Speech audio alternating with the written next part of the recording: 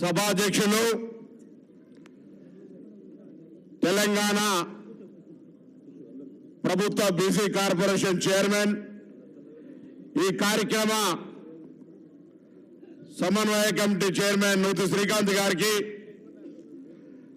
తెలంగాణ రాష్ట్ర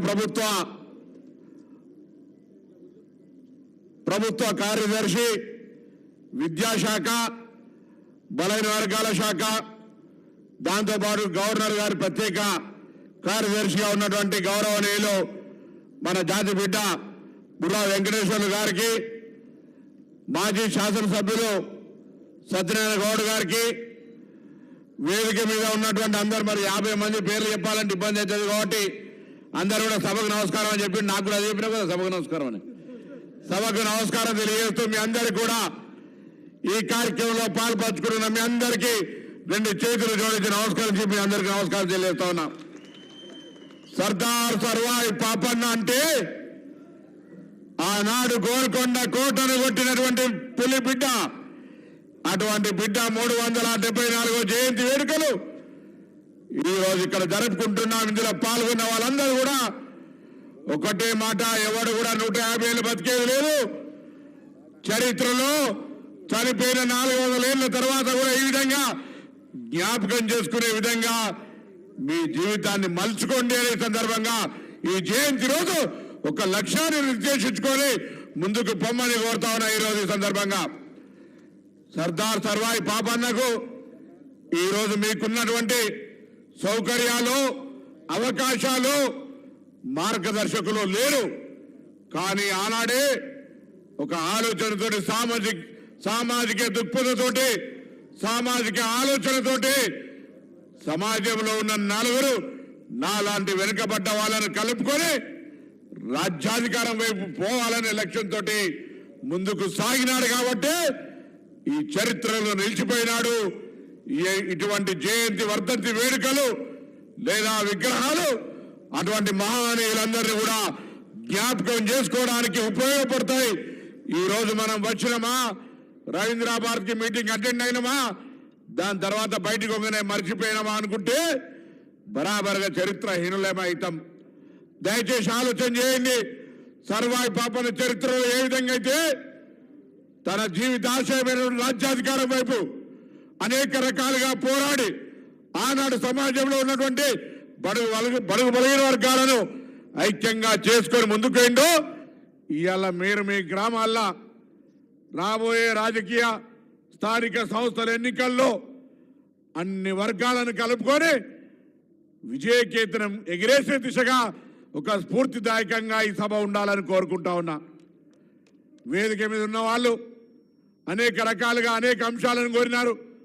తప్పకుండా ప్రభుత్వ ప్రతినిధిగా మరొక్కసారి మీ అందరికీ వేదిక ద్వారా రికార్డెడ్గా విశ్వాసాన్ని కలగజేస్తా ఉన్నాం.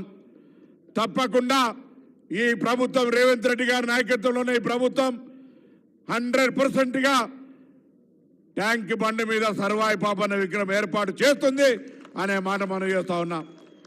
దాంతో పాటుగా చాలా మంది ఆందోళనలు ఈ యొక్క వేదిక ద్వారా ఇలా మరొక్కసారి స్పష్టంగా తెలియజేస్తా ఉన్నాం. ఈ తెలంగాణ ప్రజాపాలన ప్రభుత్వం, ఈ తెలంగాణ ప్రజాప్రభుత్వం రేవంత్ రెడ్డి గారు ముఖ్యమంత్రిగా, ఉప ముఖ్యమంత్రి గారు బట్టి విక్రమార్క గారు, ప్రభుత్వ కార్యదర్శి బుర్రా వెంకటేశం గారు, సంబంధిత శాఖ మంత్రి పొన్నం ప్రభాకర్ గా, సహచర మంత్రులు శాసనసభ వేదికగా ఏనాడైతే కుల గణనకు మేము తీర్మానం చేసి క్యాబినెట్లో ఇచ్చి జీవో నెంబర్ ఇచ్చి 150 కోట్లు ఇచ్చినామో, తప్పకుండా రాబోయే స్థానిక సంస్థల ఎన్నికలు కుల గణనతో జరిగిన తర్వాతనే తొందరలోనే ఆ కార్యక్రమం జరగబోతుంది. ఎవరు కూడా ఆందోళన చెందాల్సిన అవసరం లేదు. ఈ ప్రభుత్వానికి ఆ చిత్తశుద్ధి ఉంది. ఇప్పటికే ముఖ్యమంత్రి గారు అనేక సార్లు ఎక్కడి దాకా వచ్చింది కార్యక్రమం అడుగుతా ఉన్నారు. ఏ ఏజెన్సీ ద్వారా ప్రభుత్వంలో జిఐడి ద్వారా చేయించాలన్నా, పంచాయతీరాజ్ డిపార్ట్మెంటా, రెవెన్యూ డిపార్ట్మెంటా అనే ఒక చర్చ జరుగుతూ ఉంది. తొందరలోనే ఈ యొక్క వారం 10 రోజుల్లో దానికి సంబంధించినటువంటి ఏ పేపర్ వర్క్ అయితే జరిగిందో అది ఎగ్జిక్యూషన్ కూడా కాబోతుంది అనే మాట వేదిక మీద ఉన్న పెద్దలందరూ కూడా ఇక్కడికి విచ్చేసిన మీ అందరికీ తెలియజేస్తా అది మా బాధ్యత. అదేవిధంగా మొన్ననే చూసినాం ఇబ్రాహీంపట్నం దగ్గర మీ అందరి సమక్షంలో భవిష్యత్తులో ఏ గీతా కార్మికుడు చనిపోవద్దని సేఫ్టీ మోకు గతం నుండి అనేక సందర్భాల్లో దాని టెస్టింగ్కు ఉండి ఒక ఆలోచన జరిగింది గతంలో. దాన్ని ఇప్పుడు అమలు చేసి ఈ రాష్ట్రంలో వృత్తి చేస్తున్నటువంటి దాదాపు 2 లక్షల చిల్లర మందికి ఆ సేఫ్టీ మోకులు ఇవ్వాలనే విధంగా కార్యక్రమం చేసేసినాం. ఇప్పుడు తాత్కాలికంగా 10,000 రెడీ అయినాయి. అవి అందరికీ చేరాలంటే శిక్షణ ఇవ్వాల్సి వస్తూ ఉంది. నేను సంఘాల ప్రతినిధులను కోరుతా ఉన్నా, శిక్షణకు సంబంధించి కూడా మోకు ఏ విధంగా దాన్ని మనం ఆ సేఫ్టీ మోకును వాడాలో మన దగ్గర ఉన్న యువకులను వృత్తిలో ఉన్న వాళ్ళను నేర్పించి మీరు ఎంత తొందరగా దాన్ని నేర్చుకునగలిగితే వాళ్ళందరికీ మొత్తం మందికి 100% అందరికి కూడా సేఫ్టీ మోకిచ్చి భవిష్యత్తులో ఒక్క గీతా కార్మికుడు కూడా చెట్టు నుండి పడి చనిపోకుండా ఉండే విధంగా చర్యలు తీసుకుంటుంది ప్రభుత్వం అనే మాట మనం చెప్తాను. దాంతో పాటుగా గతంలో అందని ద్రాక్షగా మిగిలిపోయినటువంటి మోపాయిళ్లను తప్పకుండా ఈ ఆర్థిక సంవత్సరం సాధ్యం కాదు. రాష్ట్రం పూర్తిగా ఆర్థికంగా శ్వేతపత్రం ఇచ్చినాక మీకు తెలిసింది రాష్ట్రంలో ఆర్థిక పరిస్థితి ఏందో. కాబట్టి వచ్చే ఆర్థిక సంవత్సరంలో నా సహచర నా కుటుంబ సభ్యులైన వృత్తి చేసుకునే గీతా కార్మికులందరికీ కూడా మోపడ్లు ఇచ్చే బాధ్యత మాది అనే మాట కూడా సందర్భంగా మనం చెప్తాను. ఏమైంది ఇప్పుడే కావాలంటే పైసలు లేవు, ఉన్నది ఉన్నట్టు చెప్పాలి కదా. కాబట్టి దాన్నే మొహమాటంలే వచ్చే ఆర్థిక సంవత్సరంలో తప్పకుండా మోపేడ్లు, సేఫ్టీ మోకులు, సర్వాయి పాపన విగ్రహము, బడుగు బలహీనలకు ఉపయోగపడే కులగణన అన్ని కార్యక్రమాలను చేసే విధంగా చర్యలుంటే అందరూ కూడా సహకరించి ముందుకు పోదామనే మాట మనం చేస్తా ఉన్నా.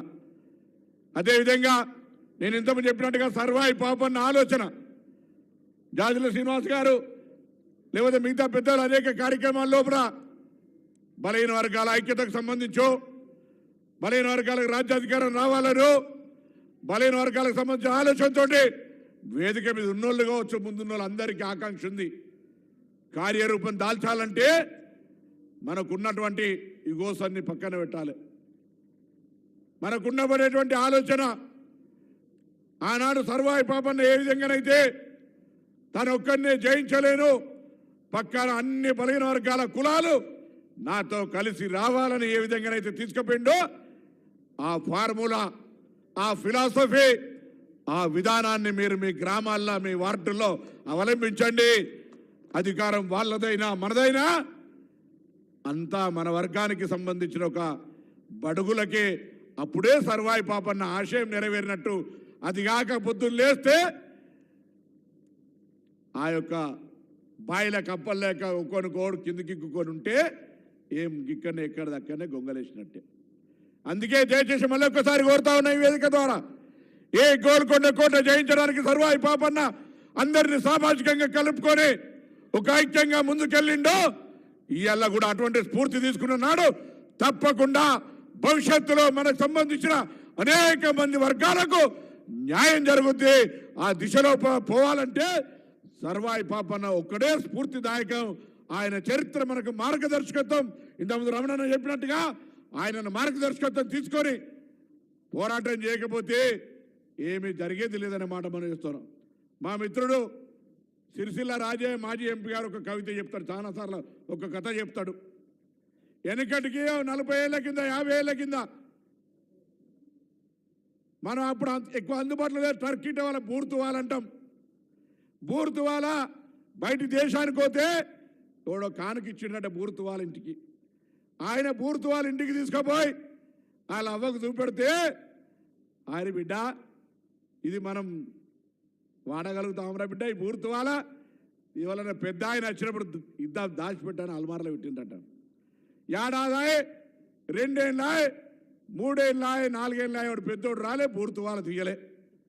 5-6 ఏళ్ళు దాటిపోయింది, అల్మార్లకే తీయలే.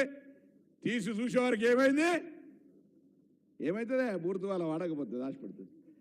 చీకిపోయిందని కూడా చెప్పే ధైర్యం లేకపోతే ఎట్లనే మనకి ఏం చేస్తామే. మనకి అందరికీ తెలుసు చీకిపోతుందని, కానీ గుండెలకే బయటికి వస్తలేదు మాట.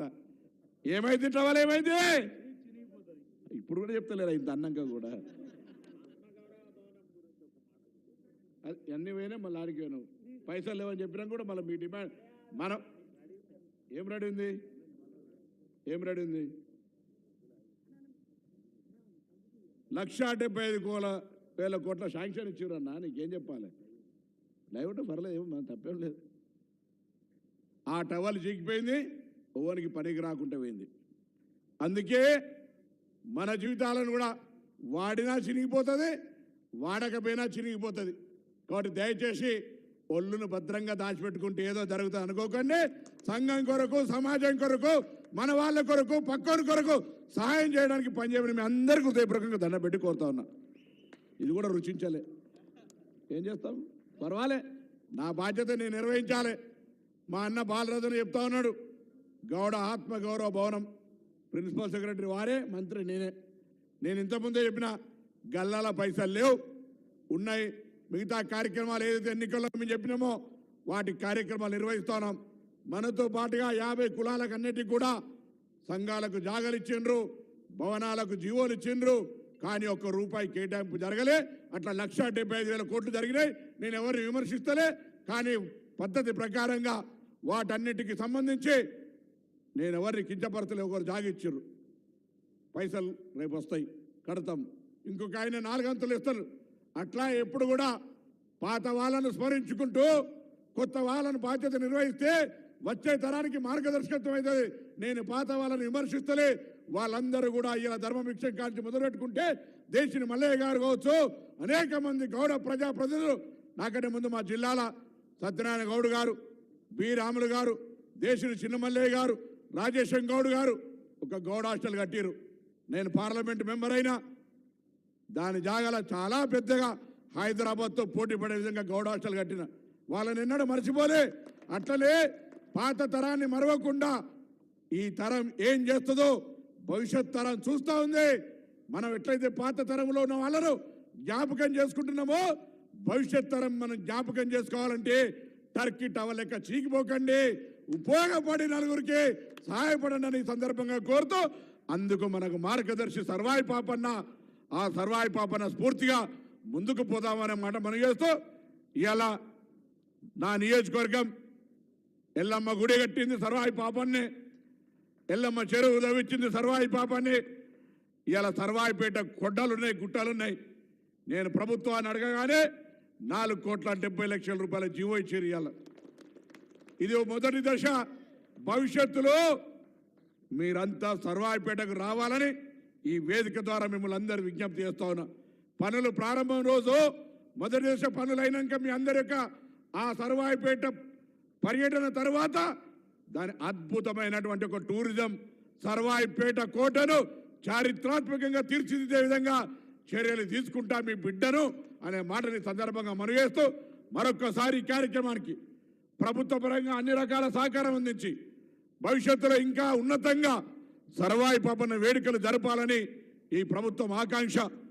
వాస్తవంగా ముఖ్యమంత్రి గారు కూడా రావాల్సి ఉండే, కానీ ముఖ్యమంత్రి గారికి మాకు తెలుసు మొన్న జరిగిన పరిణామం తర్వాత కొంతమంది ముఖ్యులు జరుగుతున్న పరిణామాల్లో యంగ్ ఇండియా స్పోర్ట్స్ స్కూల్ కావచ్చు, యంగ్ ఇండియా స్కిల్ డెవలప్మెంట్ కావచ్చు, అటువంటి వాటి మీద చర్చ లోపల అధికారులతో ఉన్నారు కాబట్టి మాకు చెప్పడం జరిగింది. వారి తరఫున కూడా సర్వాయి పాపన్న 374వ జయంతి శుభాకాంక్షలు తెలంగాణ ప్రజలందరూ కూడా తెలియజేయడం జరుగుతుందనే మాట మనం చేస్తూ, అన్న చెప్పండి, స్కిల్ యూనివర్సిటీలా వృత్తి శిక్షణ మన గుండెపడే వృత్తులకు క్యాబినెట్ బయటికి చెప్పొద్దు, కానీ వృత్తి శిక్షణ వృత్తి ఎలా అంతరించిపోతా ఉంది. ఒక గౌడుల వృత్తి కాదు, అన్ని బలహీన వర్గాల కులకు సంబంధించిన వృత్తులకు ఈ యొక్క యంగ్ ఇండియా స్కిల్ యూనివర్సిటీలో స్థానం ఉంటుంది. వాళ్ళందరికీ కూడా అన్ని కుల వృత్తుల వాళ్లకు భవిష్యత్తులో ఆ యూనివర్సిటీ ద్వారా శిక్షణ పొంది కుల వృత్తుల మోడర్నైజేషన్ ప్రకారంగా, అప్గ్రేడేషన్ ప్రకారంగా ప్రభుత్వ సహకారంతో వాళ్ళకు ఉపాధి కల్పించే దిశలో ఒక కార్యాచరణ జరుగుతుందనే మాట కూడా ఈ సందర్భంగా మనవి చేస్తూ, మరొక్కసారి 374వ సర్వాయి పాపన్న జయంతి ఉత్సవాల సందర్భంగా విచ్చేసినటువంటి పెద్దలందరికీ, కుటుంబ సభ్యులందరికీ, జాతి బిడ్డలందరికీ, బలహీన వర్గాల బిడ్డలందరికీ కూడా పేరు పేరున ధన్యవాదాలు తెలియజేస్తూ ఆచరిద్దాం సర్వాయి పాపన్న మార్గదర్శకత్వాన్ని. సమాజంలో మనం కూడా అంత గొప్పగా నిలుచోకుండా 10 కాలాల పాటు మనను కూడా జ్ఞాపకం చేసుకునే విధంగా మన జీవితాన్ని అర్థరహితంగా కాకుండా అర్థపూరితంగా చేసుకునే దిశలో పోదామని ఆ దిశగా ఈనాడు అందరం కూడా ఒక సంకల్పం తీసుకొని ప్రమాణం చేసుకొని బయటకు పోయి సర్వాయి పాపన స్ఫూర్తిగా బడుగు బలహీన వర్గాల ఐక్యతకు రేపు రాబోయే స్థానిక సంస్థల ఎన్నికల్లో రిజర్వేషన్ 40% కావచ్చు, 70% గెలవగలిగేటువంటి పరిస్థితులలో ఎవడు ఆపేదలు అందరూ ఐక్యంగా ఉంటే ఆ దిశగా పొమ్మని పోవాలని